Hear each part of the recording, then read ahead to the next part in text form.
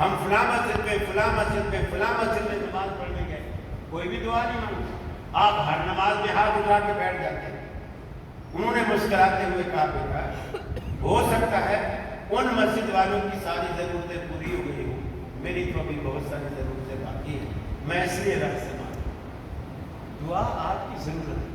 جیسے مثال کے طور پر ابھی میں آپ سے کہوں کہ میرا گلا خشک ہو رہا ہے، مجھے پانی دو، اب آپ مجھے پانی دے اور میں پی بھی لوں، تو کیا آپ میں سے کوئی یہ اعتراض کرے گا مجھ پہ کہ اللہ کے رسول نے دوران تقریر پانی پیا تھا؟ کوئی اعتراض کرے گا؟ نہیں کرے گا، اور وہ کر بھی نہیں سکے۔ کیوں؟ اس دن اعتراض کرے گا جب میں یہ کہوں کہ خطبے کے دوران پانی پینے سے ڈبل خطبے کا ثواب ملتا۔ اب آپ پوچھو گے کہ اس کی دلیل کیا؟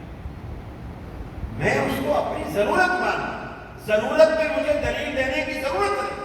میں نے چشمہ لگایا، آپ نہیں پوچھ سکتے کہ اللہ کے رسول نے چشمہ لگایا۔ میں اسپیکر میں تقریر کر رہا ہوں، آپ نہیں پوچھ سکتے کہ اللہ کے حبیب نے اسپیکر میں تقریر کی تھی۔ میں جس کلر کے کپڑے پہنتا ہوں اسی کلر کی یہ باسکٹ بھی پہنتا ہوں، آپ نہیں پوچھ سکتے کہ اللہ کے رسول نے ایسی میچنگ کے کپڑے پہنے تھے۔ اس لیے کہ میں نے کبھی یہ نہیں کہا کہ میچنگ کے کپڑے پہن کر اگر نماز پڑھو گے تو 4 نمازوں کا ثواب، اور اگر بغیر میچنگ کے پہنو گے تو صرف 1 نماز کا ثواب ملے گا۔ اب آپ دلیل مانگو گے مجھ سے۔ اللہ کے بندو، اہل حدیث ہو، اہل حدیث بنو، دین کو اتنا مشکل نہ بناؤ کہ لوگ آپ سے دور بھاگے۔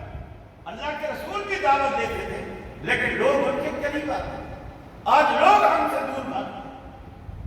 بنتے ہو وفادار، وفا کر کے دکھا، کہنے کی وفا اور ہے کرنے کی وفا اور۔ اہل حدیث ہونا بہت بہت مشکل بات ہے، کہلوانا آسان ہے۔ جیسے مسلمان ہونا بہت مشکل بات ہے اور مسلمان کہلوانا بہت آسان بات ہے۔ ہم سارے مسلمان ہیں۔